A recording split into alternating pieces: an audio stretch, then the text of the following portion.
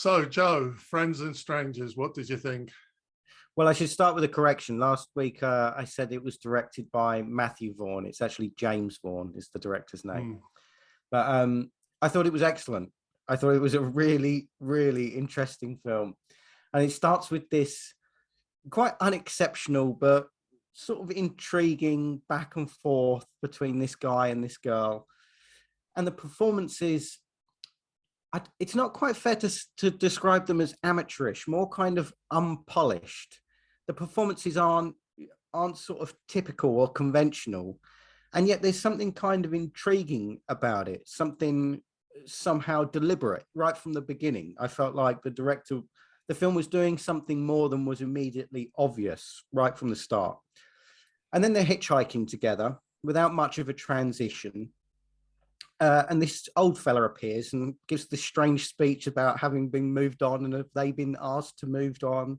And a little later, he's talking to this guy and his daughter, and he mentions Pessoa. He says one of the only books he's kept is Pessoa. Oh, yeah. And of course, Pessoa had all these alter egos and was interested in how interrelated people were. And so I start thinking maybe there's some kind of allegorical significance here, but I'm kind of reaching for some sort of purchase because it's very clear that the film is about more than it seems to be about. And then he tells the woman about this moral conundrum he's just read about this pound. So you steal a pound from someone, you make a fortune on it. Do you have to give back the whole fortune or just the pound that you stole? And she looks right to camera and says, the whole fortune. And his response is really peculiar. He says, it's not very practical though, is it? And she says, is it about what's practical or what's right? And at that point, I started to wonder, okay, so they've been moved along and now we've got this sort of fable about the stolen pound. Is this a story about land? Is it about colonialism? And then she's hiking alone all of a sudden. And this is where the film's structure becomes really quite peculiar and disorientating because it cuts from her hiking alone and then suddenly she's in a cafe with a woman we've never seen before. But immediately we cut to this scene, the woman gets up and leaves. Like it's the end of the scene. And it's at this point, it's wonderfully odd, really peculiar in a kind of a thrilling way. Then you have this long scene of him in the car with his mate, and his mate says something about memory. He says, when you lock things away, that's when things go bad. And I suddenly started thinking about Aboriginal philosophy and dream time and dreaming. And so it seemed like actually this is perhaps what's happening here. It's like a dreamlike formulation of some other story. And so at this point, characters appear and reappear and overlap, and the film feels really carefully complex. And then it moves into its kind of final movement. He's at this house to nominally shoot a wedding video, and you hear music for the first time. And the daughter says, "What is that music? It's scary." And it is scary, this music, this really strange, ominous hum. And the film is unnerving, but it's not frightening. There's something really wryly amusing about the whole thing. And at that point, the father turns to him and says, "Are you a fan of mystery and intrigue?" And the guy sits down in the couch and he looks at this painting on the wall of the Queen. And he says, "Hang on a minute, wasn't that painting blue before? And now it's pink." And of course, watching it, you're thinking, was it blue before? And the father gets kind of annoyed about that. Like, what are you talking about, you idiot? What are you talking about blue queens for and pink queens? And it's just thrillingly strange. And the father continues with these weird cryptic statements. He says videography is the art of illusion in this kind of ominous way. And then they're in the basement. And at that point, obviously the symbolism at this point is fairly on the nose. You know, they're in kind of the attic of the mind, perhaps. And there's all these ugly, violent paintings on the wall. So it becomes very obvious that on some level, this is a film about violence and about the legacy of colonialism and suppression of history and stuff like that. But I suppose the risk is that when when the symbolism becomes too obvious, when it becomes a kind of one-for-one allegory, you start decoding the film rather than experiencing it, and the mystery starts to evaporate.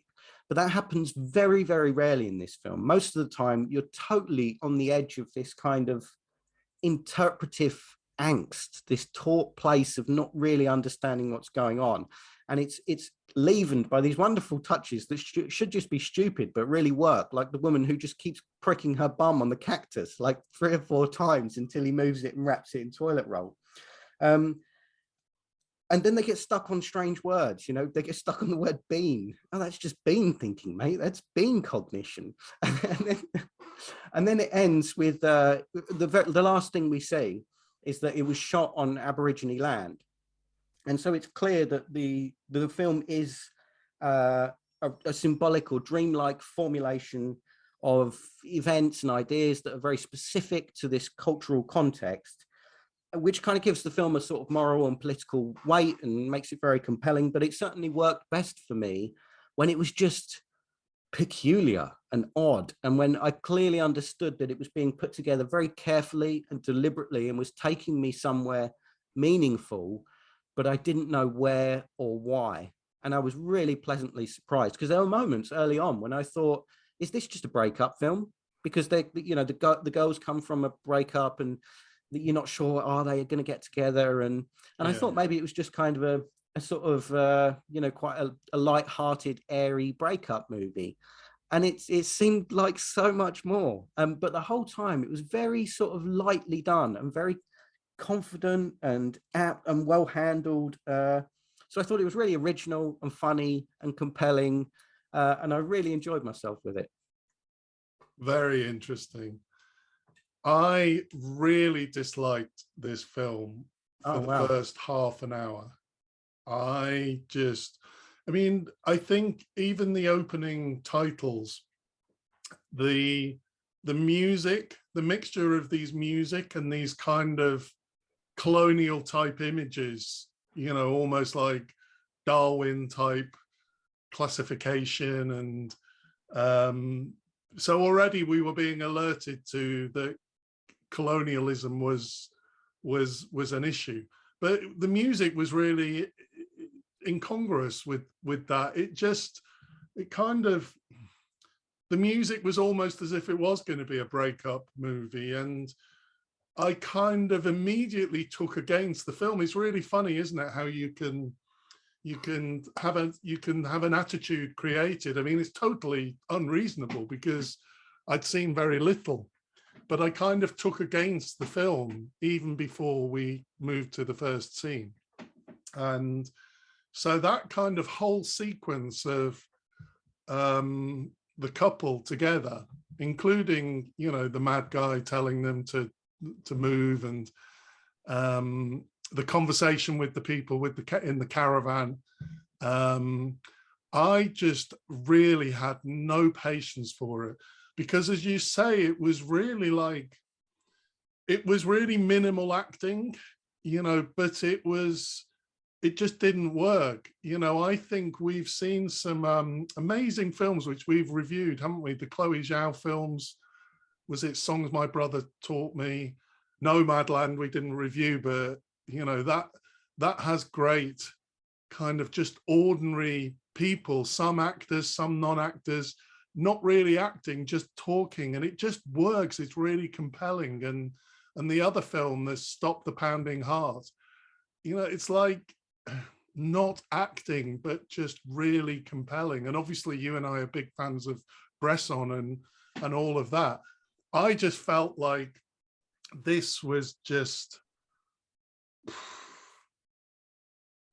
you know, it just, they weren't pulling it off for me. Now, that may be because I'd already taken against the film. So I just found it really unnatural and awkward in a way that just wasn't compelling at all. There were two things that did kind of catch my attention in a positive way.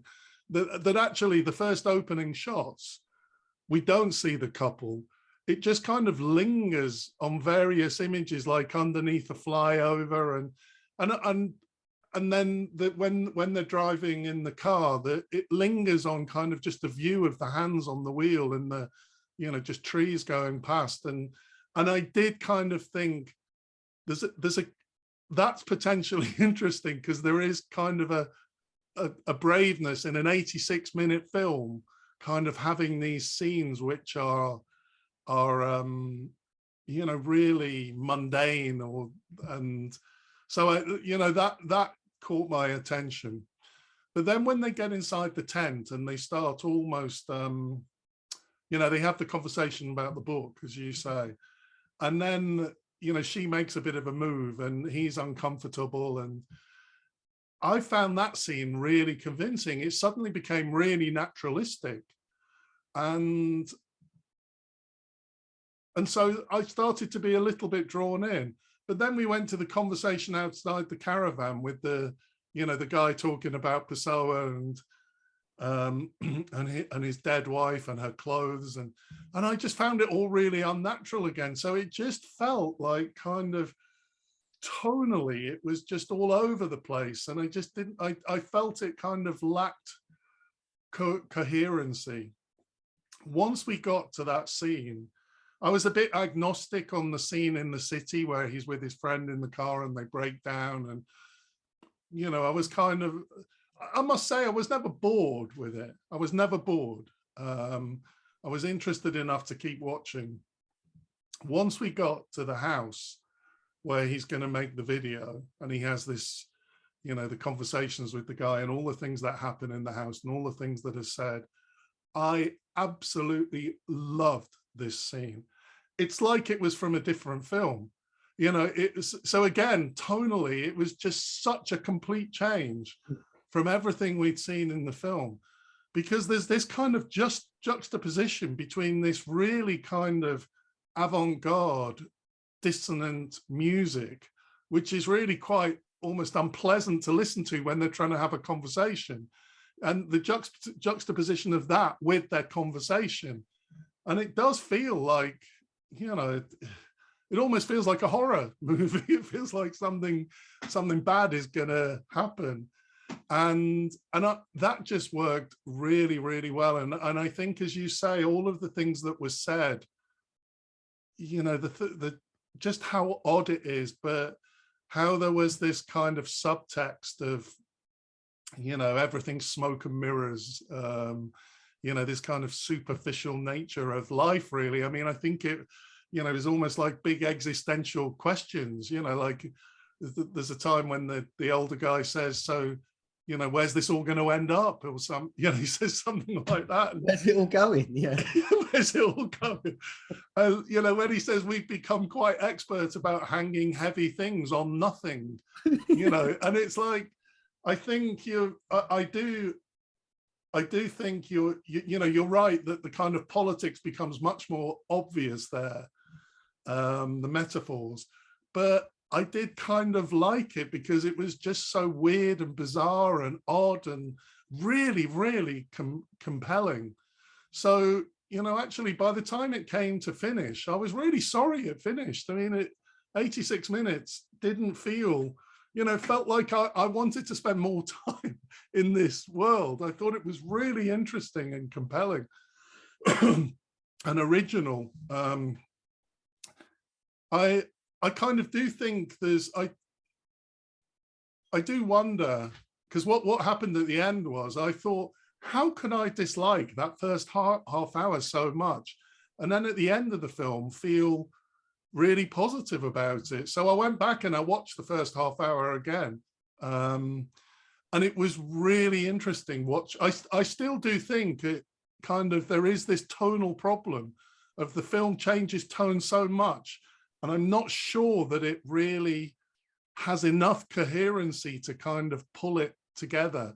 I'm not sure whether, I think this film is potentially close to being amazing, but it somehow it just falls short. I think I can see why I got tripped up, although I enjoyed it much more watching it a second time because I knew the characters. So it was really interesting, and it did make me think. I noticed at the end that James Vaughan was, he wrote it he directed it, and he edited it, and it seemed to be only his name. And I do wonder if he probably could have done, if it didn't have anyone else involved in the editing. It feels like maybe if it had been edited differently somehow, maybe it just would have kind of not tripped me up in that first section. On the other hand, maybe I was meant to be tripped up. At the end of it, it's a very positive experience, I would say. The whole film was a very positive experience. And it's really weird because they say the music was a bit like a horror film, but the whole film, I don't know what you thought, but it had a kind of Sunday afternoon, bank holiday, public holiday feeling to it. There was kind of a calmness to the whole film, apart from this really annoying music. There was kind of a real strange holiday type calmness to the film. It was very warm, and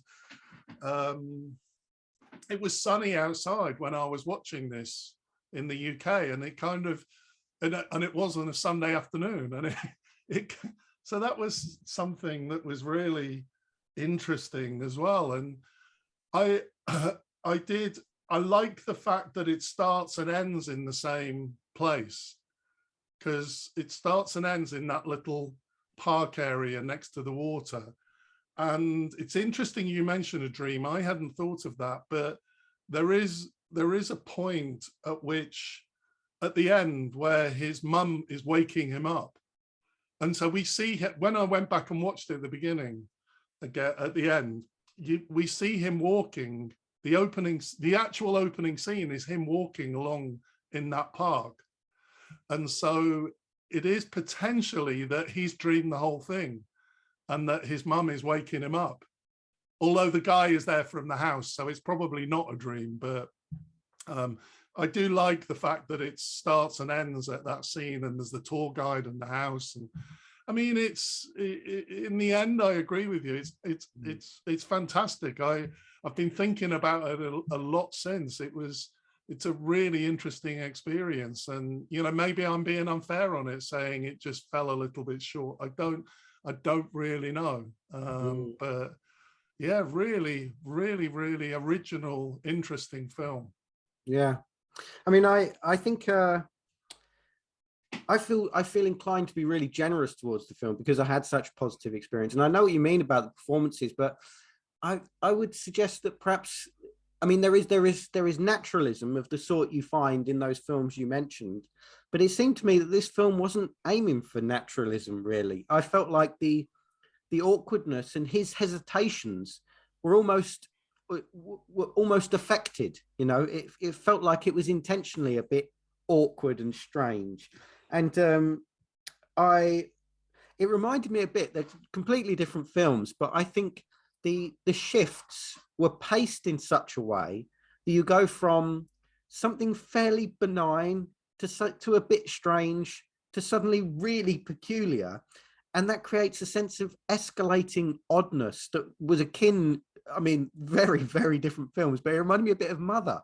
The way Mother goes from the mundane to the completely outrageous in a few swift beats. And it had something of that to it. And that's a good trick to pull off. But the thing I was most impressed by, and the reason I really liked the film and warmed to it, was because I felt from the very beginning, I felt like something more was going on than I was fully aware of. But I did not feel like I was being manipulated or that things were being withheld from me. It didn't feel like the film was playing tricks with me. Rather, it felt like it was taking me somewhere. And although I didn't know where it was taking me, I trusted that it was interesting and intriguing and mysterious in a really lovely way. And I think that's a quality that you don't actually find that often. Mystery, to find a film mysterious is a lovely thing. The best of David Lynch is mysterious, and I think it had something of that quality to it.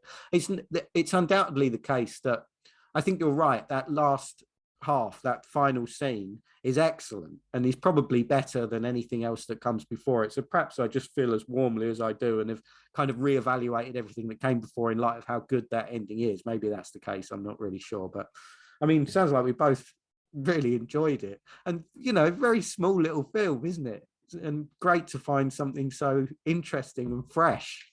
in something so Yes. sort of, Yeah. apparently. And that can take, that took me on such a journey, really, from, Yeah. it's I think you're right about how well it's done in terms of that that something deeper is going on. But I think by the time you get to the end and he gives you that fact that it was filmed on Aboriginal land, the whole film is really political, and it's not a subtext. It's actually really explicit. And I think the film is all about kind of colonialism, and that nothing, contemporary Australia is not authentic at all. It is really thin walls with heavy things hanging on it. There was colonial imagery everywhere through this film, the pink and blue. That, I thought that was genius, the changing the painting. I mean, what was that about? But that was just fantastic. I immediately rewinded to see. Oh, did you? I was very tempted, but and had it changed color? It had changed color, yeah, because I thought he's right. I'm sure it was pink, but I had to just check. Like even in when they're checking into the campsite, there's a mug in the picture with Prince Charles on it, and there's little Union Jacks. And so actually when you get to the end and you're given that fact that the whole film was filmed on Aboriginal land, the politics is really at the forefront of this film, although it's never pushed at you. It is kind of, it's quite brilliantly done, really, in being weird and ambiguous, and so it's a clever film. Yeah, and it's, as you say, I mean, this is being very generous to it, but I read recently that the Aboriginal culture is the oldest human cultures that we know of, and so you could say that this sort of the sort of depth and weight the film had was completely appropriate. That you couldn't really understand what was beneath the surface, but you knew something was, Yeah. So that's good. Yeah, both highly recommend it. Definitely, yeah, really good one. Yeah. What have we got next then? Next up is a film called All Hands on Deck, French film by Guillaume Braque. Looking forward to it.